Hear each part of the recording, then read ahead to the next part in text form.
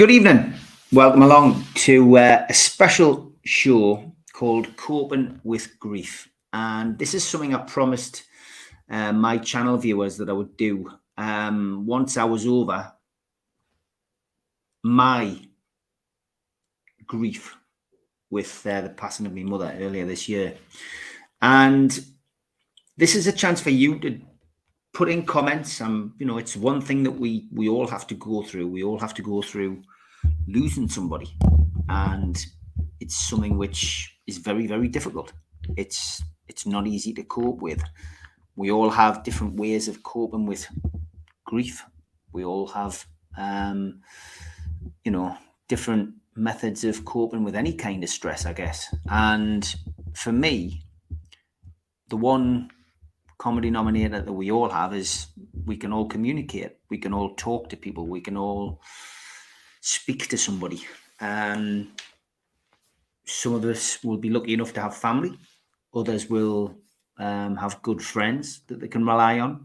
And I think what I wanted to do about this is just, share my experiences, and whether that's to 10 people, whether it's to 100, whether it's to 1,000. I just think it's an opportunity for us all to be able to just to have a little chat about it. So, look, I'm no expert.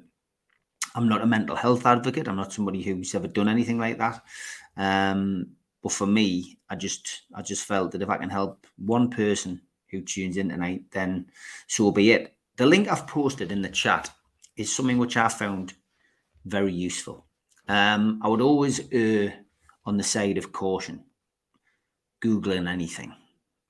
But with the passing of my mother in May, I lost one of the main people in my life, and if not the main person, the person who gave me life.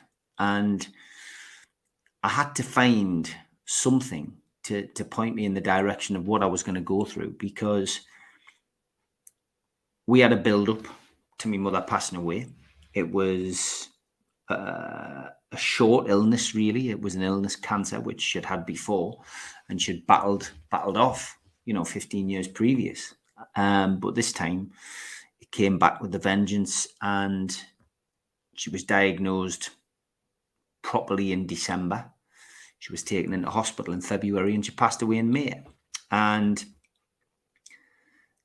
we were very lucky.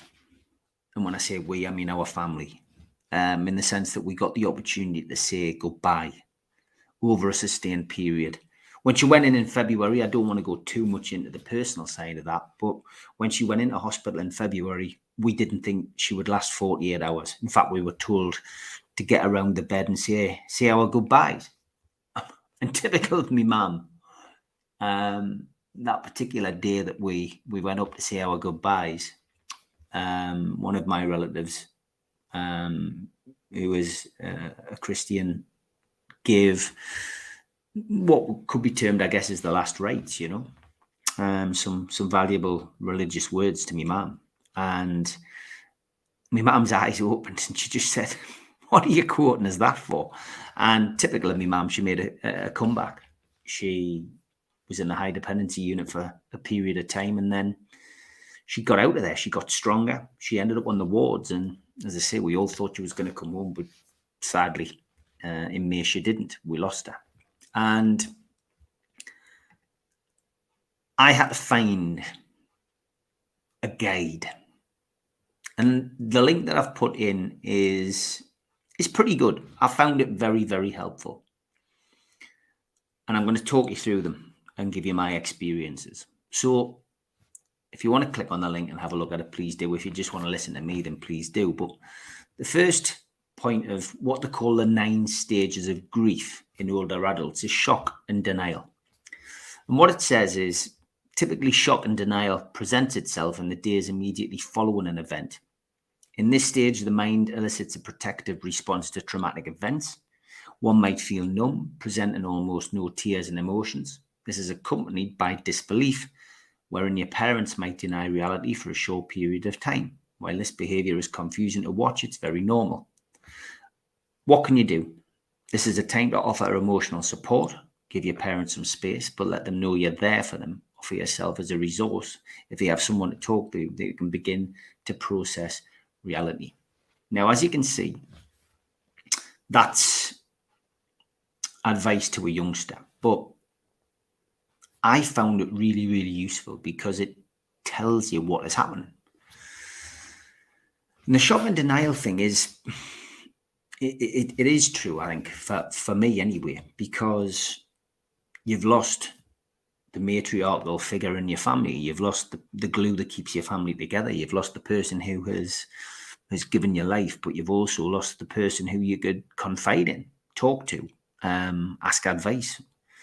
You know, your mum in reality is the person who, you know, rubs your head if you've got a bump on it as a kid, puts a plaster on your finger, cooks your meals, makes your bed fresh, takes you to school, does all your first things with you, you know, walking, writing, probably buys you your first, buys your first presents. Everything is a first with your mum if you're lucky enough to have that kind of family, as I was. And there is a shock and denial because in the modern day age, you're expecting to be able to pick up the phone to your mum and make that call if you need to ask something. And I was always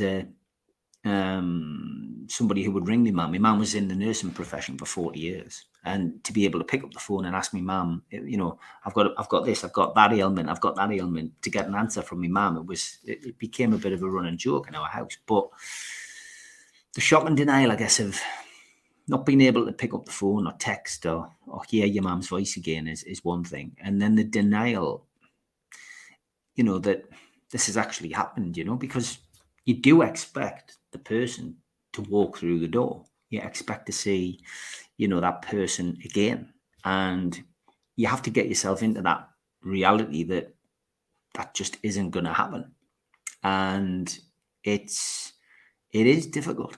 It is difficult. And although you may feel that you're probably the most rational person and, you're a clear thinker and you're intelligent enough to know, when somebody's not here anymore, that's going to be the case.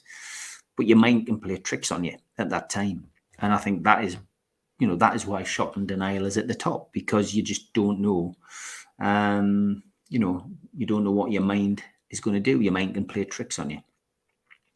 And I think the advice that it gives a child there with your parents about giving some space is probably the right advice to give. I certainly appreciated the kind words. As you know, I continue to do the podcast, and I continue to do all the things that I'm well known for. So I probably threw myself into things as normal to try and keep everything else constant, as opposed to going completely off the rails and not having anything consistent in my life. I'm a very organized and regimented person. I like organization, and for me, that was the way that I dealt with it in those early days. But the 9 stages of grief, that is the first stage on that link. The second stage of grief is titled disorganization. What's happening? Well, as denial fades and the reality of a traumatic event sets in, your loved one might begin to check out from the ordinary processes of life. They can become fixated on the loss and abandon routines such as housekeeping, paying bills, typical social activities. Disorganization can be confused for dementia. Now, this is obviously for older people than me. The advice it gives to younger people is encourage them to seek out natural systems of support. It might be family, friends, or a church community. Allow them to speak about loss on their own terms. Oftentimes, they might want to seek out social interaction without the burden of explaining the grief. Now, this didn't really affect me, and I've already explained that I'm very organized. And I think remaining organized and keeping everything else as normal as possible is a key. Taking time off work, moving away from your regular routine, gives you more time to sit around and mope around and some people that might suit it. It just didn't suit me. And I personally felt that keeping busy and keeping active was the main thing. Yeah, I had moments where I sat and I cried. Yes, I had moments where I sat and spoke to other family members and shared memories about my mum.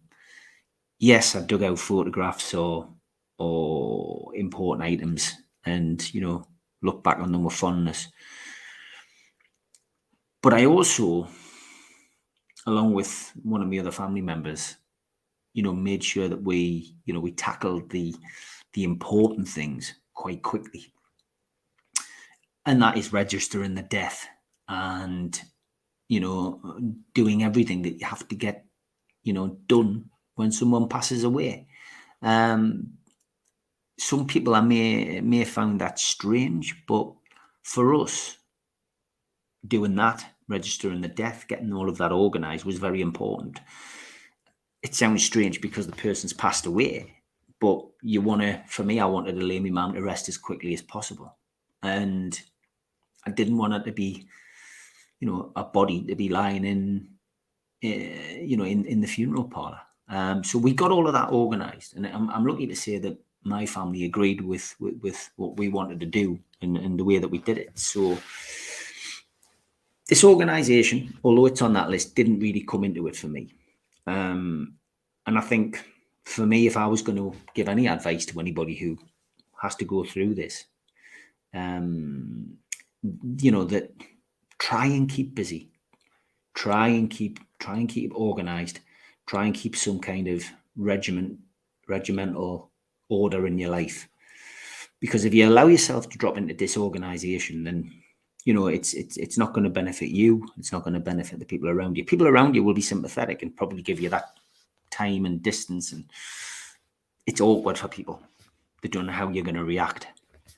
But for me, staying organized is very important. Point 3 on this list is anger. What's happening? Well, the stage is expressed through a feeling of resentment or hopelessness. Anger associated with grief is not often expressed through outbursts of emotion. Instead, you'll notice a consistently agitated demeanour. They'll feel hurt, frustrated, and misdirect that anger towards those around them. What can you do? Again, this is a younger person to an older adult, but give them space to express their emotions. Recognise the frustration they're expressing is not often rational, but a natural psychological response to the grief they're experiencing. And in this stage, patience is key. This behaviour will pass with time. I definitely went through this. And this was the point in my 9 stages of grief where I turned to the internet for help, because I thought I was doing okay.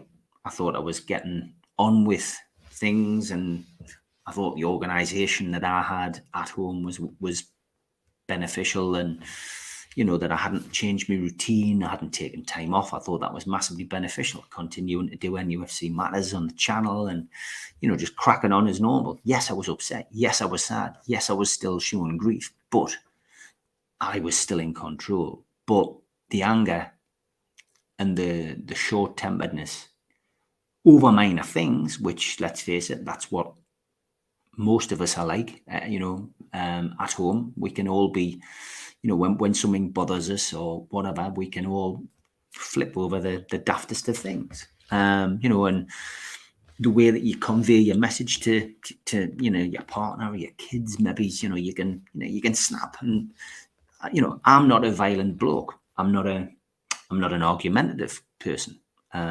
Probably was when I was younger, but certainly not as I'm older. I think I've probably matured like a fine wine in that respect. And I just genuinely felt that, and I overreacted. Looking back now, and I apologized to people who I snapped at. It was people who I work with. It was, people who were close to me.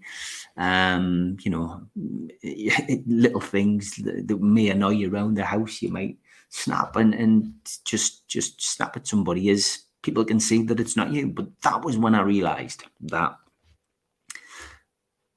this was affecting me a lot deeper than I thought it was.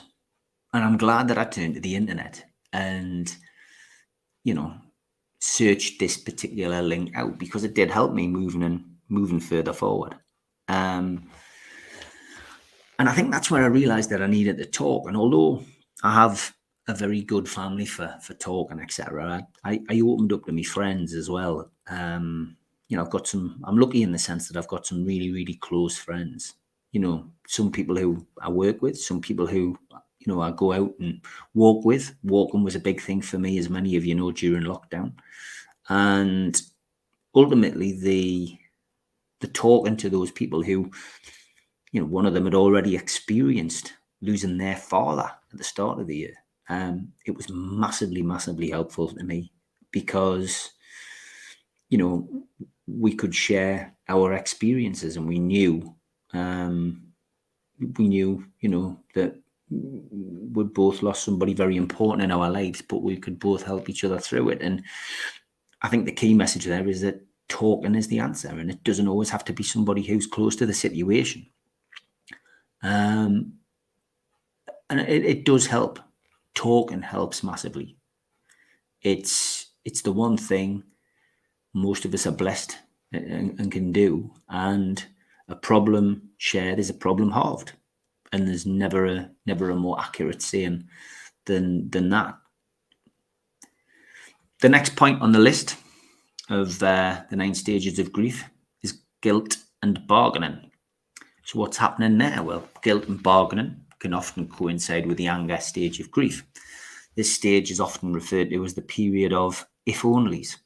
Those experiencing guilt and bargaining will often try to put the blame on themselves and others, arguing that if only we had done this, then that would not have happened. They might also make appeals to religion, asking God to bring a loved one back, or attempting to bargain with God. What can you do, it says? Well, in this scenario, it might be good to encourage your loved one to find support from a therapist or other respected third party.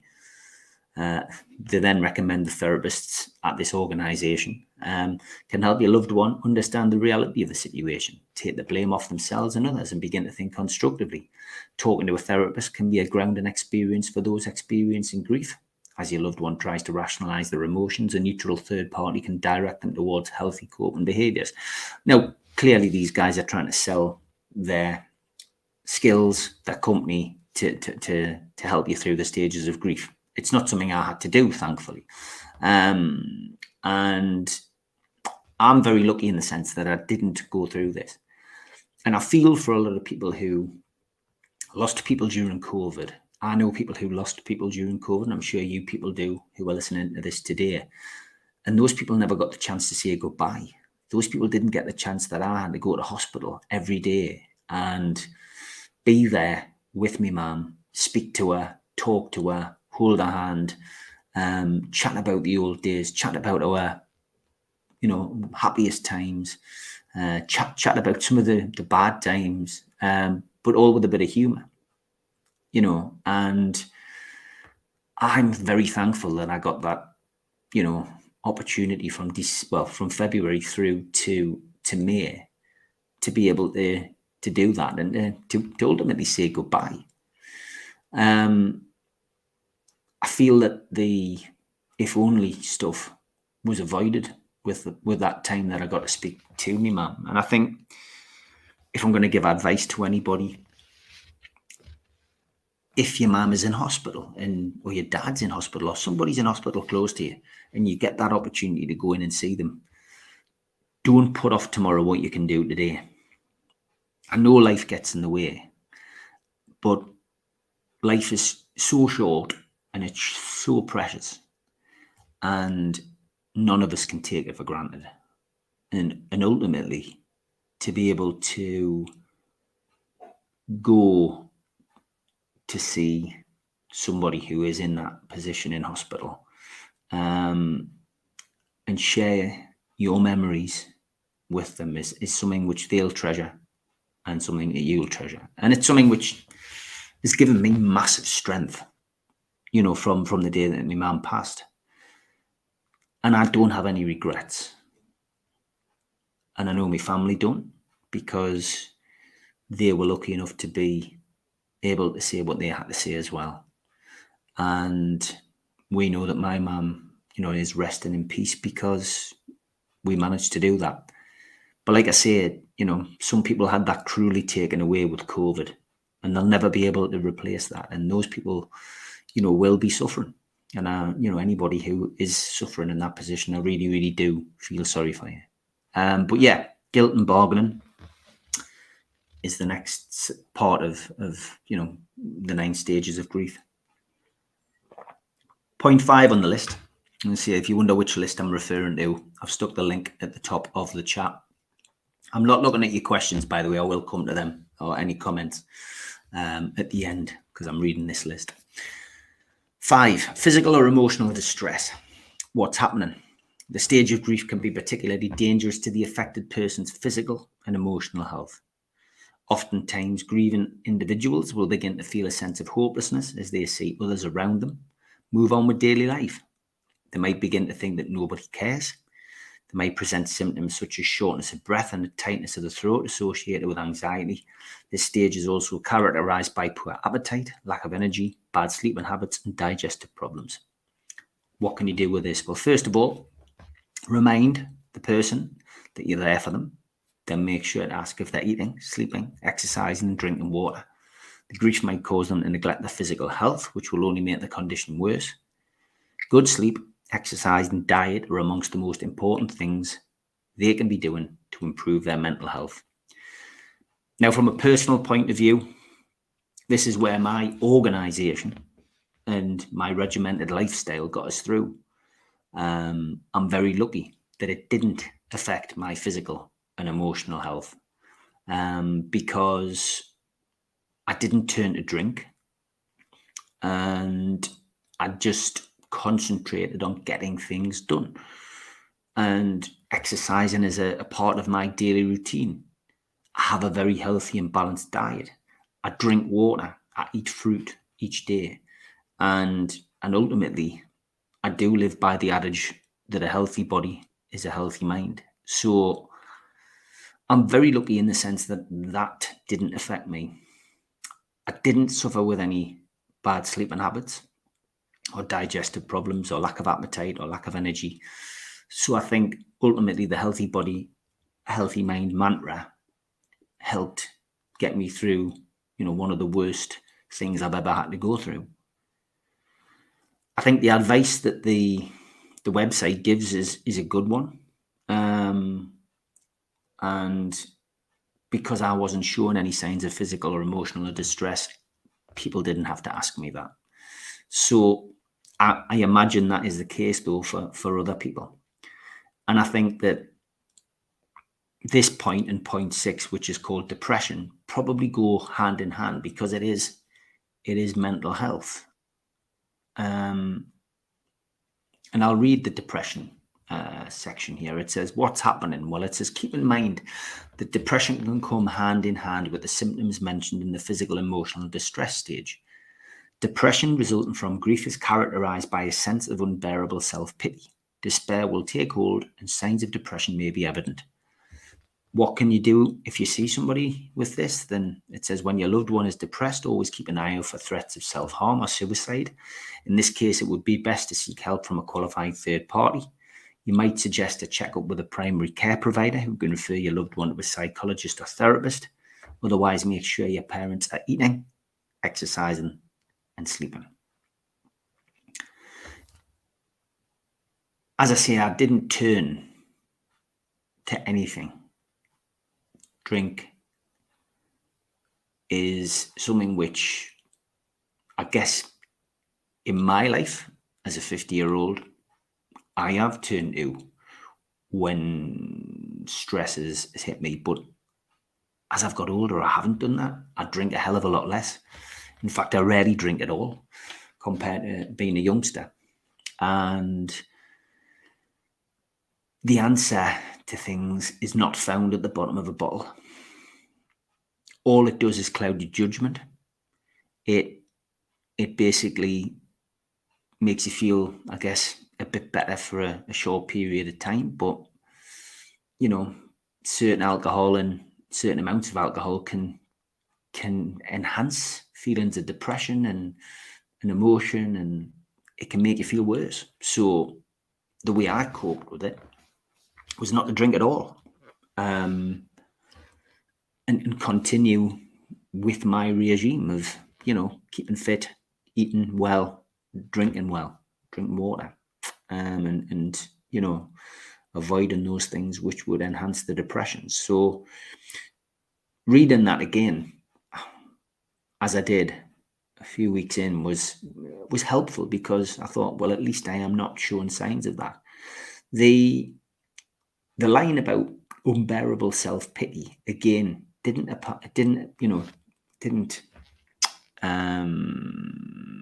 hit home with me. That's not something that I went through, because my mum went to a maker, and we'd made our peace with her, and we gave her a good send off, if you like. But I can understand again how people may feel, a bit of self-pity, it's like, and I guess it depends what's happening around you, what else is going on. We all in life get hit with, lots of other things, and with the death of a loved one, can also, you can also be hit with a bill you weren't expecting, or you could lose your job, or something else happens to somebody, you could injure yourself, doing the most inane thing. Anything can happen. Life throws all kinds of challenges at us, and I can understand how, the self-pity thing comes into it. If and if that does hit you, it can send you into that depression. But again, from my perspective, and I can only talk from my perspective, you all may have different experiences and stories, and I'm happy to mention a few of them when I get to the end of this list. But talking is the key. You've got to talk. Open up to somebody, whether it's a family member, whether it's a friend, whether it's somebody who is somebody who sits opposite you at work, who you don't necessarily talk to. There'll always be somebody there. It's something which I've encouraged with my kids. Make sure you talk. We should always talk. And, I'll say it again. I've said it before. A problem shared is definitely a problem halved. Point 7, loss and loneliness. What's happening here? Well, this is the most painful stage of grief, it says, in older adults. And this stage will often occur 2 to 4 weeks after the event, as the reality of the loss sets in. As your loved one comes to terms with the situation, they might see regular problems in their life in a new light.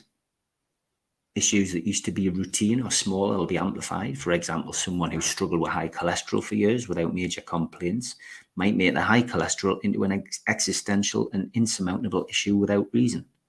They might also begin to find ways to fill the void that loss and grief has created. Filling the void can be done in both constructive and destructive ways, which is what I was saying before about drink. What can you do? Well, it suggests that in this stage, you remind your loved one of the natural networks of support they have in the community. This can be things like friends, family, church gatherings, or VA meetings that give them a sense of support. If your loved one has a history of substance abuse, this is the time to watch for that behaviour. In the stage of loss and loneliness, it's common for those with substance abuse issues to relapse and fill the void with drugs and alcohol. And I've touched on that already. I think I hit this particular brick wall a bit later than 2 to 4 weeks. And I guess we're all different.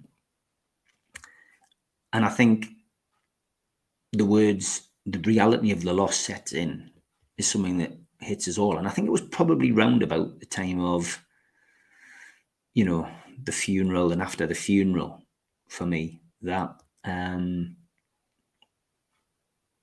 there's a finality. When you're sitting in the hearse and you're following the coffin to the final resting place, it makes you think about the person that you're saying goodbye to, but it also makes you think about your life and how, we all have to face that journey. That's what I thought as I sat in the front seat watching my mum's final journey. I felt that ultimately that's what it all amounts to for all of us at some point. And I'd never really thought about that. And I've been to funerals of my grandparents. I went to 3 out of the 4 grandparents. I've been to a great grandmother's funeral. And those funerals didn't hit home as much as my mother's funeral did. And that ultimately, and maybe because it's because I'm getting older, but you think, how much more time have I got left myself? It's a natural progression, and it's the way the world works. So, yeah, I think that the reality of loss set in, but the reality of how, we don't have any control really is the other thing. And you can use that in a negative way, but I chose to use it in a positive way. And my mindset was, and it always has been, to live life to the full, to stand by your beliefs, to own your mistakes, to apologize for things if, you feel that you've done something wrong, but to live your life to the full. And that's what I certainly have done, since I joined adulthood. And filling the void, which it mentions, and it says it can be done in both constructive and destructive ways. But because I don't live a destructive way of life, then constructiveness, has always been there. So I took the foot off the gas with events, which I have done since COVID anyway, but I concentrated on the podcast. And within NUFC matters, because predominantly that's what the channel is, I've got a wonderful family. I've got a family with, outside of me family. And I didn't give too much away or talk too much about it. I spoke about Newcastle United, which is what I enjoyed talking about. But I had a wonderful support network. And the people who are contributors to the show are fantastic. And I've got some really close friends amongst them now. A community which were created during lockdown and who were all there for us. I had some wonderful messages from people on social media who I've never met. I know some of them who, the regular viewers of the show, but I've never met. And all of those kind of well wishes and, stuff that I received by email, etc., was all brilliant. And I took a lot of strength out of that. And that helped me get through the reality of the loss, I guess. And what my mum had done, and I don't know, listen, we all think our mum's unique. But when we started to clear the house, which is a task in itself, believe you me, we did it quite quickly. As I've said, we did all of those kind of things quite quickly. And I would urge anybody in the same position, try to do that. Because the last thing we wanted was to have the funeral and then, say 6-8 weeks later, have to go and clear a house out full of me mum's things. So we did it before the funeral. We went down, we set an account up with one of the charity shops, and we donated all my mum's clothes in there. And me and my brother went through the full wardrobes, and we had some laughs, we had some tears, we had some, memories, we had some smirks at some of the stuff, that my mum used to wear back in the day. But what we found was some diaries and some notepads. And what my mum had actually done was she had written an elixir of her life, a diary of some very important moments in her life, which she knew we would find. Some of it was written to me. Some of it was written to my brother. But that helped us massively. My mum was a great writer. She wrote lots of poetry, lots of funny stories. It's where I get it from. It's where I got my talent for writing from. But the stuff that she wrote about key moments in the life, I'm pleased to say that I knew them all already. I didn't really know about the battle with cancer that she'd had, but she'd actually written a diary about how she was diagnosed with her very first cancer. And that for me was hard to read because my mum had died with cancer the second time round. But it was an amazing thing to read about someone's personal experience. And for my mum to do that and to leave everything in such order, for me, just showed that she was still looking after us even in death. And I just found that an amazing thing to do. And I read those diaries, I think, at the right time. I read them when the reality of loss had set in. And I felt as if my mum was there. I could still hear her voice. I'm also lucky in the sense that because of some of the stuff that I do, but I'd done a documentary with my mum, with a good friend of mine, Richard, about my relationship and business relationship with the Craze. And my mum had agreed to take part in the documentary. So I was also very lucky to have her on there waxing lyrical about me and talking about, those days, and something she'd already done on BBC before.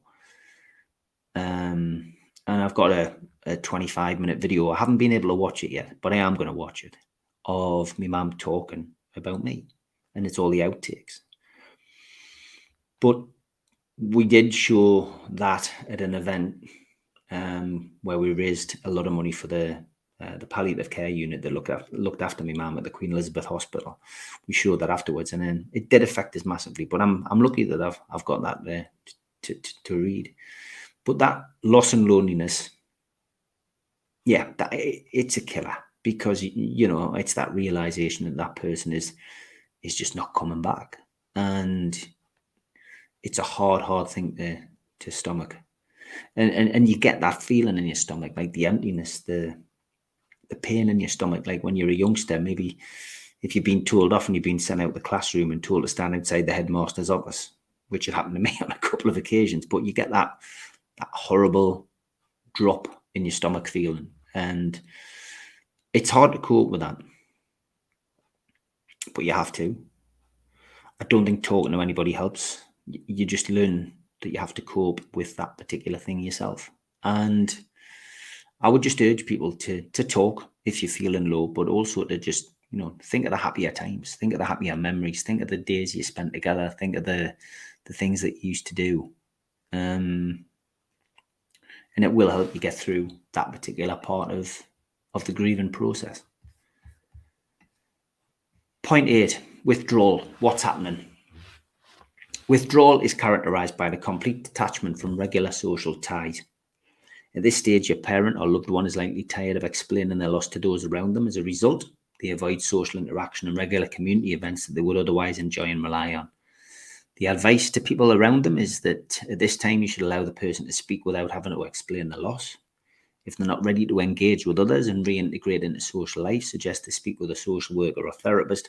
A professional can allow them to speak about their feelings on their own terms and suggest ways for them to engage socially with others.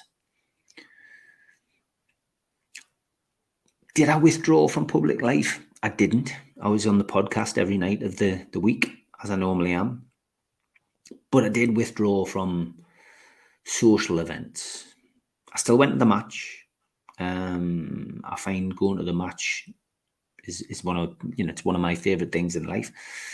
But I didn't hang around. I didn't go out for drinks or whatever after the match, and I did knock a couple of social engagements on the head, which people I think expected anyway. But yeah, and I didn't do any events over that period, so I could understand that. I also had a family holiday afterwards, which helped in a lot of ways. Again, I think I was going through the stage of anger at that point, but yeah, I think just having the break from the norm can be beneficial in some ways, but I think I've already pointed out, for me, it's better just to keep organised and doing things, but just not putting yourself into situations, I guess, that you don't want to be in, that you find might agitate you and aggravate you, and you know, I think my advice would be, you know yourself what you're going to be like in, you know, in a situation where you if you don't suffer fools gladly, don't put yourself in that position. But the withdrawal side of things, as I say, for me, I guess I just did it subliminally. I did it without really planning on doing it. I just didn't go out as much or involve myself in things which I didn't need to be involved in, you know. So I think, yeah, I definitely went through that stage as well. The final stage is acceptance. So it says, what's happening? This is the final stage of grief. New hope has emerged, replacing hopelessness and prompting constructive behaviour. In order to fill the void, your loved one might pick up new hobbies, start an activity to honour the loss, or reach out to friends and family. Regardless, they've realised that life goes on and have begun to find joy in their own life. What can you do? It says, encourage constructive behaviour, play to their interests, suggest activities that will bring them joy. This might be something as simple as seeing a new movie starring one of their favourite actors. Recognise this experience is likely to change them as a person and welcome those changes to their outlook on life. Also says, as you help your parents navigate grief, don't forget to think about yourself. Oftentimes a loss to them is a loss to you as well. Remember that help is out there and understand that grief is natural and a temporary response to loss. So that was a big help to me, I've got to be honest. And as I say, sometimes Googling things on the internet is not the best way to get through things. Certainly don't self-diagnose or things like that, because that can be an absolute nightmare. But yeah, I found that a big help. And although it wasn't really aimed specifically at me, I think the fact that I'd heard about the 9 stages of grief and finding somewhere which could actually give you an understanding of what was happening to you and what people around you might do for you, it definitely was useful. It was a useful tool, the internet at that particular time. Do you ever get over death of a loved one? Of course you don't. You'll always miss that person. Coming up to the anniversary of my mother's birthday, sharply followed by Christmas.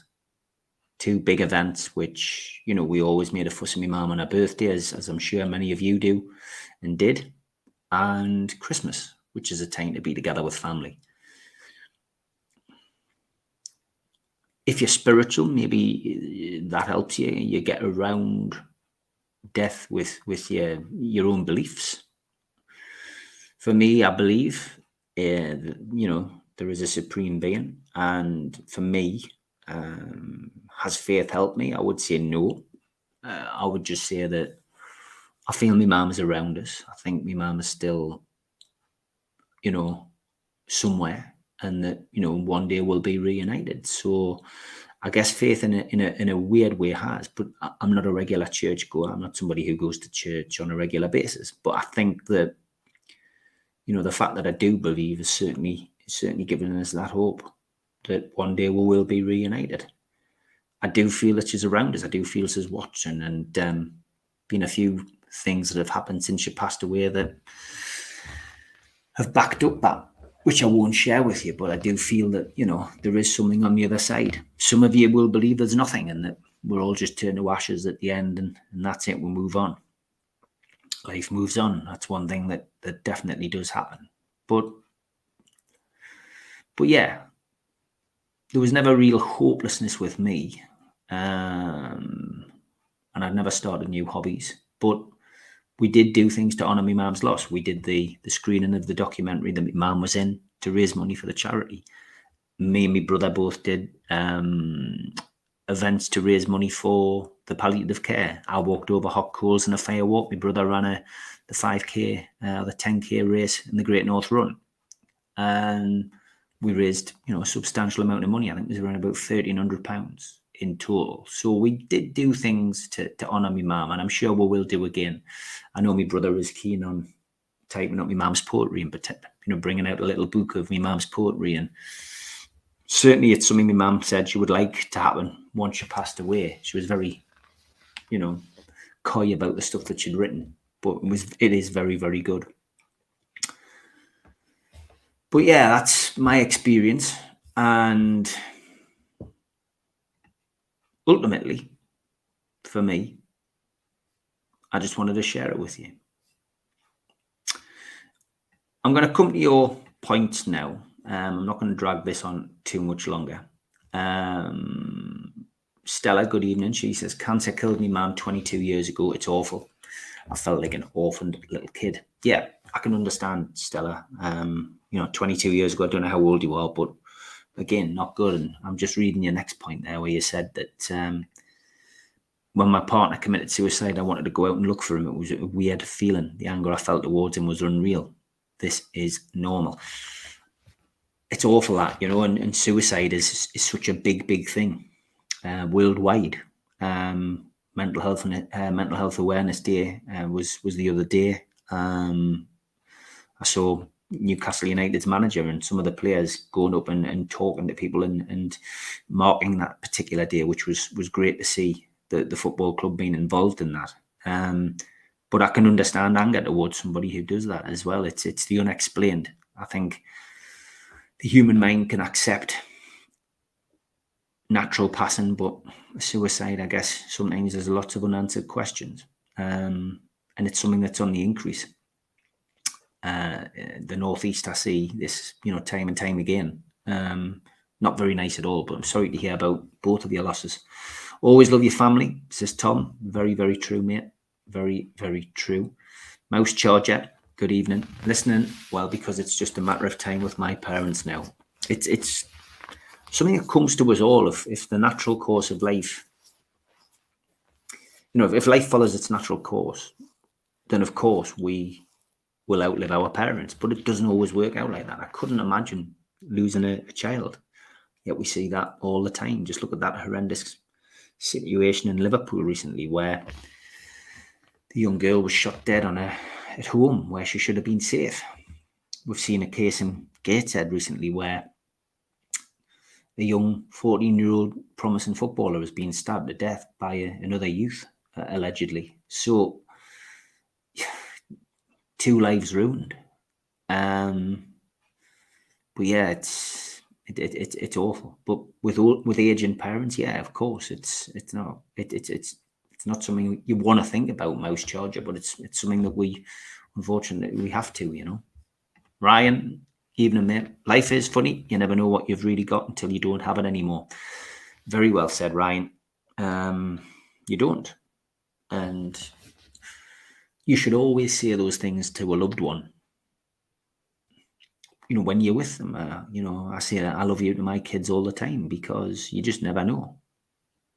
Could be the last time you see each other. It's not a nice way to look at things, but I was like that with my mum as well. So,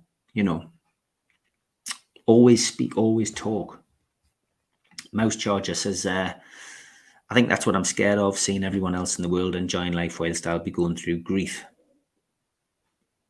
Things take over, Mouse Charger, though, things do take over. Depends what kind of person you are, but sometimes you just you go through the gears, I guess. You go through the gears and, you'll be strong, but always talk, Mouse Charger. Always speak to people. Speak to people around you. And if you're lucky to have siblings, make sure you work together. And if you fell out with somebody, or if you've got an argument with somebody, and you can repair it, and you can change the direction of your relationship with somebody. It doesn't have to be friends or family. It could be anybody. Just do it. Carson, thank you very much. Says, love your content, follow you and your book, Speak the Truth. Thank you, Carson. Much appreciated. Evening, Lee. Hope you're well. Looking forward to joining you on News of the World tomorrow night. Should be good. Stella says, I've got PTSD through the suicide. I can well imagine. I mean, absolutely awful what you've been through. Mouse Charger says, but you have your family, Steve, which is different to others. Yeah, Mouse Charger, you're right. Yeah, I have. And I don't know your personal circumstances. If you're somebody who's going to be on your own, and you're never alone. You've got people, you're active on chats like this. You can always reach out to people. I am a good talker. I'm a good listener. I'm a good talker on here, but I'm a good listener. I've always said that. People who know me will tell you that. Ryan Sweeney says, I got it all. Me, guys, drink, drugs, gambling, food addictions. But hey, that's life. You're still here though, Ryan. You're still here. And you've had a bit of a shake-up recently. And I hope you're coming through that, mate. Mouse Charger says, you carried on soon after, which I reckon must have helped you along the journey. It did, yeah. It definitely did. And we all were young ones. The security guards, he says, I lost my dad last September. It's the hardest thing I've ever had to deal with, and I'm still struggling now, and I have some real bad days when I'd rather not be here. Security guards, really sorry to hear that, mate. And listen, talk to people, mate. Talk to people. When you're in those bad days, talk to people. Doesn't matter who it is. Just reach out and speak to them, because you're not alone. And that's why I did this tonight. It's not for any other reason than to share my story. And like I said at the start, if this can help any one of the 21 or 22 who are listening and those who go on to listen to this, then it'll have served its purpose. Don't think you're alone. You're not alone, mate. All right. And you will get through. You'll always be sorry that your dad's gone, but you will get through it, mate. Ryan Sweeney says, not sure what's worse, having no relationship with parents or having a relationship with them. It must be awful to lose them when they're actually good parents. Yeah, it's what I said about. It's what I was mentioning earlier on, mate. It's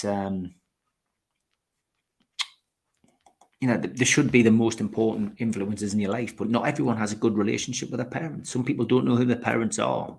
Some people lose parents at an early age. It's everyone's different, and that's why some of what I've said just won't be apparent to everybody. But at least me sharing it will give you an idea of how I coped with it. And out of the 9 stages of grief, I've tried to talk you through what I've been through, and hopefully some of it will help if ever needed. Lee says it's his biggest fear, and I know why, mate. We try not to think about these things. We try to put it at the back of your mind. He says his father got cancer and his mum's been very unwell. It changes you. It definitely does, mate, because you realise that we're not invincible and they're not invincible. I think we all feel it. We're parents will be there forever. And why shouldn't we be like that? We do feel like that, but it's the death of a parent or parents, which is the reality check, that we all eventually get. And I don't want that to be a depressive thing for you to go away with, but it's life. It's natural.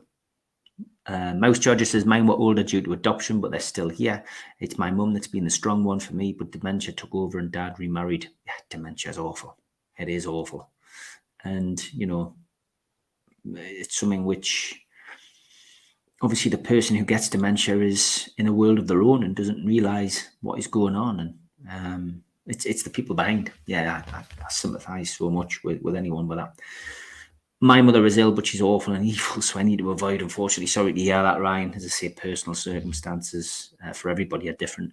The anger I have towards the government whilst both were in hospital while they partied has stayed with me, and I don't blame you for that, Lee, at all. I don't blame you for that at all, mate. Phil, good evening. He says, I lost my dad 10 years ago and I suffered in silence. However, I've just been to the doctors last week and they've set help up for me. It never gets any easier. Phil, that's good to hear that you've had the opportunity to go to the doctors and get help. Well done, mate.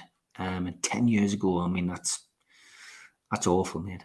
It really is. It really is awful. But hopefully the doctors can help you now, mate. And, as I say, you can always reach out, Phil, to people. Look at the people in the chat. It's only 20 odd people, but everyone's sharing their stories. And that's, for me, that's what, that's what I wanted this to do, No problem, Stella.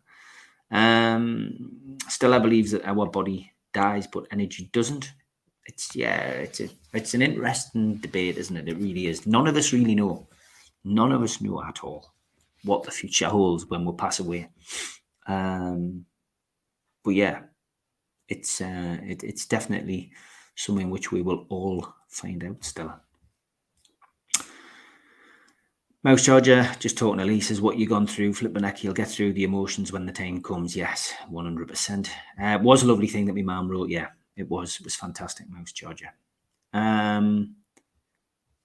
Pablo says, I try to palliate out when the lights go out, the head starts, as many can relate with. Yeah, I mean, the mind is the mind is the one thing that we've all got to gain, and we're all different. We all have those kind of coping mechanisms, but yeah, too much time alone equals time to think equals, problems, I guess. And that's when, if you do turn, as that form says, if you turn to drink, if you turn to drugs, it's the answer's not there. The answer's not, at the end of a bottle or, in a spliff or a wrap. It's not. And your problems are still there when you have your come down or you sober up. Tom Dixon says, it's about 8 years since me nana went. She suffered a stroke and was dead close to her 100th birthday. That's sad, Tom. Really sad, mate. I think grandparents as well. I mean, you lose grandparents, and I grieved from your grandparents going, but losing your parent is. I felt it was, but some people are closer to their grandparents. It's it's like that. It's losing anybody in your direct family is hard. Lee says, lost a close pal recently via an overdose. Yeah, I remember you telling us that, man. And again, losing close friends. I had to go through it with a footballer at my football team. I used to manage a Sunday team, and he passed away at the age of 21. And it hit the football team for 6. We had to deal with that in the public gaze. It was awful. So yeah, even losing a very close friend is hard. Ryan says, men's mental health is forgotten here and means nothing in general. Not the podcast, obviously. Yeah, men's mental health is something which people are coming more to terms with, though, Ryan. I think it's talked about a lot more, but there's still a hell of a long way to go, mate. And days like Mental Health Day, etc., Awareness Day is beneficial, but men still struggle to talk about their feelings. And I think, again, that's why I did this podcast today. And Mouse Charger says, I think there's more awareness out there, but maybe not enough. And yeah, Mouse Charger, I think that's pretty accurate. Tom says, then the one that happened before Christmas outside Eldon Square, yeah, the stabbings and stuff, mate, it's getting worse in this country. Still think within general industry there is a stigma with mental health, although the media are supportive. Yeah, I think there is, mate. I think there is a stigma.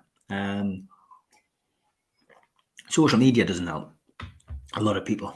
I'm made of strong stuff with regards to mental stability, thankfully, but the amount of stuff that gets chucked at me on social media over the course of the year, it will be enough to do anyone's head in. And yeah, you do need that kind of support, I think, from again, it's your friends and family and stuff. What I would suggest anybody who's getting kind of trolled on social media is essentially turn away from your device. After you've reported the person and blocked the person, it's your best course of action. If you run a YouTube channel, you can be trolled on there. If you're affected by that kind of thing, don't read the comments. If you've got to read the comments and you see somebody posting something which is negative, then you can block them from the channel. You can hide them from the channel. Don't start getting involved in tit for tats with these people. I've done it on occasions, but it's just not worth. It's not worth interacting with people who are never going to be convinced, or people who just want to wind you up. So, and that does affect your mental health. And when you put your head above the parapet like I do, then you are going to be challenged. And Lee, I know you've been through this yourself, because you're quite high profile. You have been high profile. But again, we all deal with these things differently. Tom says he lost a close friend the other day. He was in a super bike race and died due to a head injury. Sorry to hear that, mate. Jack says, put my granddad to rest today. Still trying to get over losing my best friend and confidant. Jack, so sorry for your loss, mate. That's awful, mate. Very, very sad. And like I say, it's always, it's always hard losing a relative. But Jack, our thoughts and love are with you. Ryan, it's great to hear perspective, Steve, regardless of what they are. Thank you, mate. Mouse Charger says, enjoy this. I've gone through half a box of tissues, mine, but it's been nice live. Thank you, Stephen. Thank you in the chat. Thank you. Tom says, I still watch The Phone a Friend. What you did on here, it's the best thing you've done. Thank you, Tom. That was something which we did, and it was a big thing. Phil, sorry about that. Been diagnosed with OCD through loss. That's awful to hear, mate. Ryan says, I couldn't imagine being trolled online. It must be awful. Yes, mate, it's not great. Kenny says, lost my mum to cancer a few years back, battled for 8 years. Sepsis got her after cutting her leg on a taxi door. well, it's been dropped off after chemo, no immune system at all. Oh, Kenny, that's awful. Didn't know that, mate, and we've met many times. Awful, mate. You know, and again, sorry for your loss, and I know it's a few years back, but that loss just doesn't get any easier. And something as, an innocent injury like that is how you lost her. And I guess looking at those 9 stages of grief, it's one of those things you may have gone through that if only stage, if only we hadn't got the taxi, if only we'd done this, if only we'd done that. And you can sometimes self-blame. It depends what kind of person you are, I guess. But Kenny, it's awful, mate. Cancer's awful. I've often said that, I've often felt that, that there's not enough gone into maybe trying to solve it. But then, did they want to solve it? It's, if every disease was curable, the world would probably, be full. It's an interesting debate, but did I have a little bit more than we know about? Who knows? It's one for the News of the World show, I guess. Look how far trolling can go looking at other channels. Yeah, Ryan. It's just ridiculous, Ryan. It's why in December I made that decision to stop with all the to and fro over different subjects.